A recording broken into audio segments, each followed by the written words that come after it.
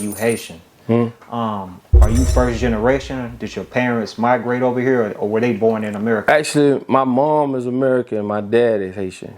But I'm more like with my Haitian side with my dad. I have a Haitian name. I got my sisters, my brothers, my uncles, cousins, and all that. You know what I'm saying?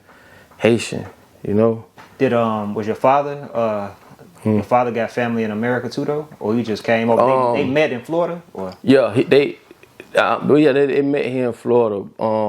But you know, like my dad, he came over here like on a raft, on a boat, illegally. I remember when I was younger, my mom and my uncle was went to the camp, and they at night they let the fence up and shit. About 10 people ran out that bitch. My dad and one of them came out of, but he ended up marrying my mama. That's how he was able to get his paperwork and stuff. I still got cousins over here that I just got a brother just came over here the ending of last year. So you still got family, a lot of family in Haiti? Yeah, we talk to them all the time. Man, speaking of like being Haitian, you hear a lot about like the Zoe Pound. The word Zoe, you know, it was a slang in our hood for Haitians. Zoe in Creole really mean bone. They were saying we had hard bones. You know that. So we took that, being proud to be Haitian. There's power in unity, you know?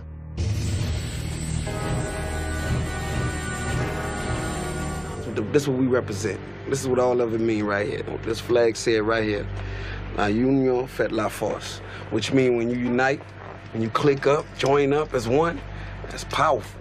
They label us a gang for coming together for something positive, for a movement to help the people. I mean, I know where I stand. I know I'm not a part of no gang. That's not what the movement was about. It was just about standing up for our people, making a way for our people. Mac-a-Zoe and all of that. Shout out to Mac-a-Zoe. Did you have any ties or any connections to them? I've spoke with Mac-a-Zoe on the phone. Man, what bro name? Red Eyes. Yeah, I fought with them. The whole movement. Actually, them boys came up here in Orlando and they found us and came to our studio. I don't want to say no names, but when they came through, they gave me the whole rundown of what it means. You know, what Zoe Pound. You know what I'm saying? The whole how it started. You know, woo the woo. And they basically saluted us for what we was doing at the time. You know what I'm saying? Just being Zoes and repping that shit. Because you got to understand, a lot of niggas weren't repping those Zoes when we was like, you had niggas doing it. Don't get me wrong. But not a lot. You know what I'm saying? So when we came through with that music, people know what Papa Duck means. You know what I'm saying? So they know what time it is. Like, we was the only ones, probably the first niggas in Alabama selling Haitian flags for $200. $200 a flag. All because it wasn't like we were trying to make no money. It's just the way when you coming from Florida, dog, the way we came with that swag and we Zoes, you know what I mean? They fell in love with that. When I say they, I mean the street niggas, females, and everything in between. It wasn't no beef, no none of that. It's just like, damn, that's just something different. We came through, we did. We rep Zoes the way we supposed to. And when it came from that, man, like I say, from Homestead on up, man. And I had people calling me from France, different parts of the world, bro, just embracing the fact, like, I like what y'all doing.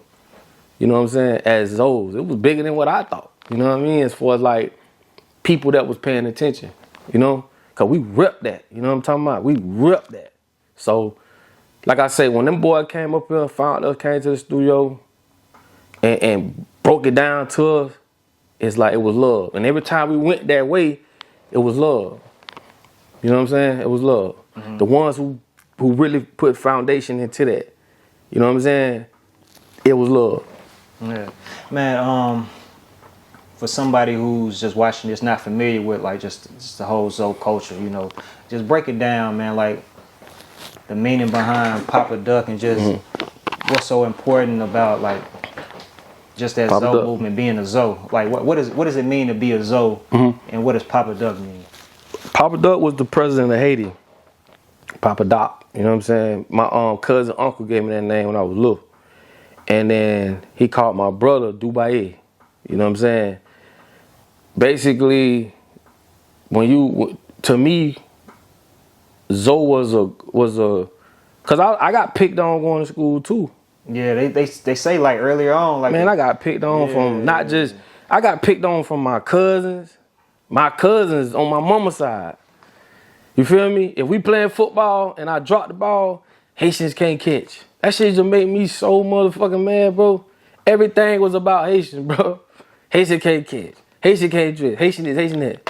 My name is Weegans. That's my real name. It's Weegans. Weegans. I ain't never ran across this name ever in my life. With a Z at the end? With an S. S. Yeah. Weegans. Never heard it before in my life. Hated that name. So when I go to school, of course I got picked at. Like, when we got to the point where we was able to rep it and paint the narrative of it, we changed the game of that. You know, it wasn't no more. It went from getting picked on to it's like now we here on all levels, and it was more like a, you know, it was love, but it was more like respect. Like, give us our respect. You know what I'm saying? Or that's just what it is. Like, and to this day, I don't even got to talk about Zoe. We well respected. You know what I'm saying? But that came from the transition from, you got to think, a lot of these Zoes coming up today, they mama came here in the 80s. They grew up here. And these Zoes ain't playing, bro. They ain't having it, bro. These Zoes ain't playing. From exit 1, Homestead, on up, they ain't playing. It's a different time. Because back then when Zoes came over here, they ain't want to be associated with no police. Like, I used to tell a Haitian person, I'm going to call the police. No let that. No police. Because they could go be deported. You see what I'm saying? But fast forward, them having kids over here, and them kids, they got their citizenship here. Yeah. They ain't finna get deported. Man, come on, bro. Man, these old finna, you know what I'm saying? But it's all love, though. But that didn't come easy, though. That's why I be wanting people to understand. That wasn't like, oh, Zoes was, no, nigga had to work and fight for that. And my thing with this, bro, anybody tell you, wherever we go, if you Zoe, you in. Like, we locked in. Ain't no, we have to build this bond, bro. Like on some BMF shit. We Zoes, bro. If I can go to Tampa right now and hit my little homies up, I got 50 niggas with me, bro. Easy. And I don't know, just trying to show out. It's just like, this is what it is. And we going city to city like this here. Like, this the respect that I'm talking about. But this puts you aside of everybody else. You know what I'm saying? This is not no joke. You know what I mean? This is real. This is real life right Yeah. here. Yeah. So Zoe is just another meaning, another word to say you Haitian. Yeah, Zoe, bone. That what it mean. Like, but Zoe is just like, it's just, man, when you see that Zoe, man, that Zoe Nation, that Z, bro, it's like, it's the struggle, bro. You know what I'm saying? If you ask a lot of Zoes, especially from Miami, like how y'all came up, man, them boys came up fighting, shooting, doing whatever they had to do to get a nigga off them.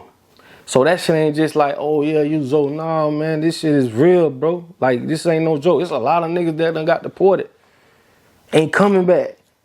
You know what I'm saying? I got partners over there right now. Niggas cash apping them. You know what I mean? Make sure they straight. But I got cousins in motherfucking Bahamas. Done got deported. G shit. In Chile. You know what I'm saying? That's why I be telling people it ain't no joke. Especially when you ain't got your paperwork. You can't just be running around here playing and, you know what I mean? You ain't got your, man, I'm calling send you back. And then you out there, now you gotta, imagine you get thrown off in Bahamas. You don't know nobody, bro. Nobody. It's a whole, that's why I say and that's why I want you to understand, most people in America or wherever they from, they got their citizenship. They ain't gotta worry about that. I mean, they got other problems to worry about, of course.